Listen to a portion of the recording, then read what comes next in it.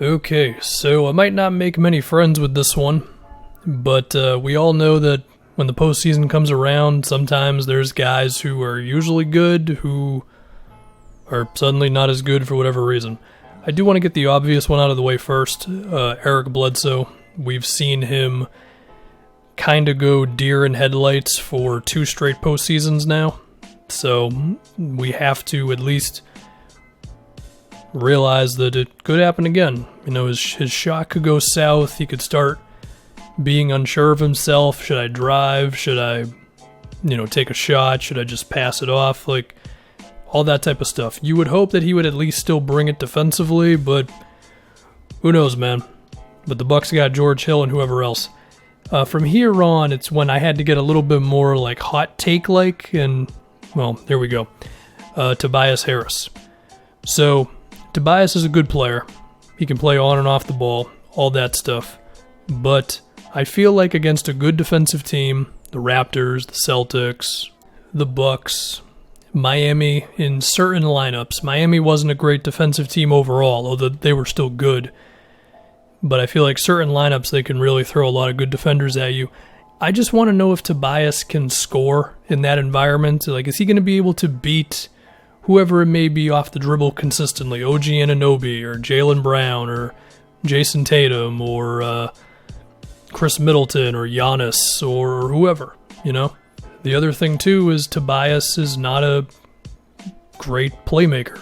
And I feel like if you start swarming him when he gets into the teeth of the defense, he could panic a little bit, not spot the open guy, or he'll see him but he'll get it to him a second too late.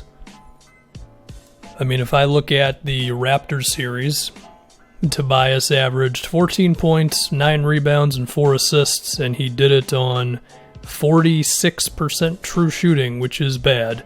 Granted, you give guys a little bit more leeway in the postseason, but even so, that efficiency was pretty bad. So, I just want to see. Is Tobias Harris going to be a real offensive option? Is he going to miss a whole bunch of shots? I don't know. The next one will not surprise you because I'm on my Clippers hater shtick. Lou Williams. Look, he just hasn't been good in the playoffs most of his career.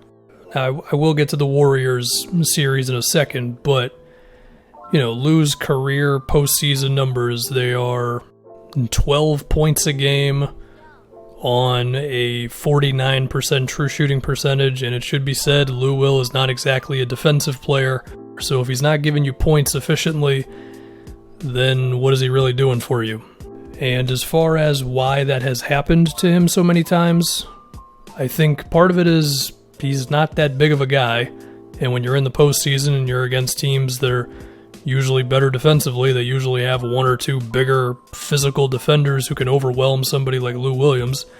I think Lou also does have a bit of BS in his game, which I say is more of a compliment than anything. He's very good at drawing fouls, but refs are not going to give you as many of the 50-50 foul calls like they would in the regular season, And then defensively, well, it's Lou Williams. Now let's talk about the Warriors series. So, could have been a turning point, Definitely his best playoff series, and he was legitimately great in a few of the games against Golden State. He wasn't great in all of them. He was bad in games 3, 4, and 6. He was really good in games 1, 2, and 5. So, again, he may have figured out his playoff struggles. But I think when you start looking at some of these Western Conference teams, like the Rockets, they just switch everything. The Lakers are big as hell. I mean, a lot of the time, the shortest dude on the court for them is like 6'5" or something. If they end up seeing OKC, you could just throw Lou Dort or Andre Robertson at him, and whatever else. But we'll see. Maybe he's fine. I mean, he's very talented. He's really crafty, and he's got guys who can create some shots for him. So he could do well. I'm just, that's the point of this video. I'm not totally convinced. This one is definitely going to be a little bit of a surprise to some people. Duncan Robinson of Miami.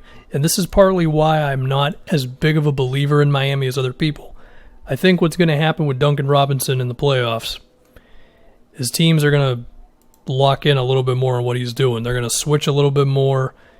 again, it's the same old you go up against better defensive players thing. I just don't think Duncan Robinson is going to be as open as he was in the regular season consistently. They could see Philly in the first round, and he could be matched up on Thibault, Josh Richardson. I don't really think they would put Ben Simmons on him. I feel like you'd want Ben for other things besides chasing a shooter around, but if you did that, then that probably just takes Duncan Robinson out of the game completely. With the Celtics, I mean, between Marcus Smart, Jalen, Tatum, a lot of switchability there. I just think he's going to have a tougher time getting open, and if Duncan Robinson can't get open, then it's not going to be as good. Although, to be fair, you are still going to have to defend him, so he's always going to have some value, even if he's not scoring like that. For the next one, we're going to go back to Los Angeles, but this time for the Lakers, Kentavious Caldwell-Pope. Now, I know KCP has been good this year. I think he has reined back on trying to do too much on offense, and I think he's locked in a little bit more defensively. But occasionally he could be frustrating, taking a bad shot or whatever. And that's the thing that I'm concerned about. Even if KCP has been more disciplined for the Lakers this year, I still feel like there could be a playoff game where he chucks up like 2 threes that he really shouldn't have attempted, or he takes it off the dribble when he shouldn't, or he tries some pass that he shouldn't think about, just that type of thing. Basically, I'm just not completely convinced that KCP has reined back his do everything myself once a game thing. And in the playoffs, that can be a really big deal. I mean, if I compare him to Danny Green, for example, who you could argue has not been as good as KCP this year, I'll give you that. At least I know that Danny Green isn't going to do anything crazy, Like, Danny Green will shoot 2 times in a game if he needs to. Is KCP going to be okay with just sometimes never shooting? I don't know. I know that I could have picked Kuzma for the Lakers, but I didn't want it to be too obvious, I guess. Who do I have next? Oh, Will Barton of the Nuggets, because he was not good in the playoffs last year. Let's see, against the Blazers, he had 10 points on 47% true shooting. It's not good. Against San Antonio, he shot 19% from 3. Now, I don't remember exactly what it was, if he just was missing shots or if he was trying to take it upon himself a little too much. But I remember just having a moment while watching the Nuggets in those playoffs where I was like, man, if Will Barton just wasn't playing at all, I feel like they'd be a lot better right now. And he has been good this year. We'll give him that. But that's kind of the point of this video. I'm taking players that are good and being like, well, I'm not totally convinced. And I'm just not convinced. Like, is Will Barton going to be disciplined? Is he not going to try to do too much on offense? I mean, it's a lot of similar things to KCP. The difference with Barton is that I feel like Denver relies on him a little bit more than the Lakers do with Caldwell-Pope. I feel like everybody thought I was going to go with Jamal Murray, which is partly why I went with Will Barton. Who do we have left? Eric Gordon for the Rockets. This one's very easy, so we can just move on. Tim Hardaway Jr. of the Mavs. Basically everything I said about Will Barton. There's not a lot of playoff evidence with Tim Hardaway. Only 2 seasons. He wasn't very good for the Hawks when he played in 2017, but I'm not putting too much stock into that. I think he's improved as a player quite a bit since then. But Dallas does still view him as the third option. So is he going to be that? Can he just give them a nice 15, 16 points a game? And also, will he bring it defensively? I think that's a bit of a question as well. I think it's kind of interesting. You look at a guy like DeLon Wright, who is not as good of a scorer as Hardaway, but is probably more of a sure thing defensively. Could he end up getting minutes over Hardaway if Carlisle thinks Hardaway's getting beat on rotations? Or maybe somebody like Seth Curry, where, well, this is more of an offensive thing, but like maybe Hardaway's taking it off the dribble a little too much.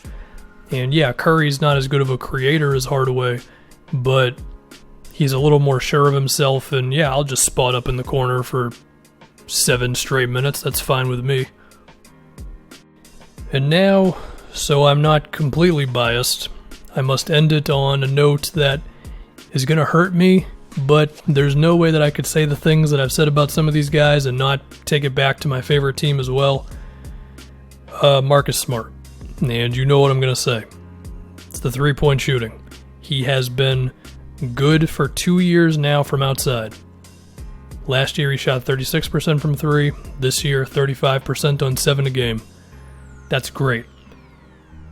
I'm still not going to be shocked if he shoots like 29% from outside in a playoff series against Philly or Miami or the Raptors or the Bucks or the Pacers or whoever.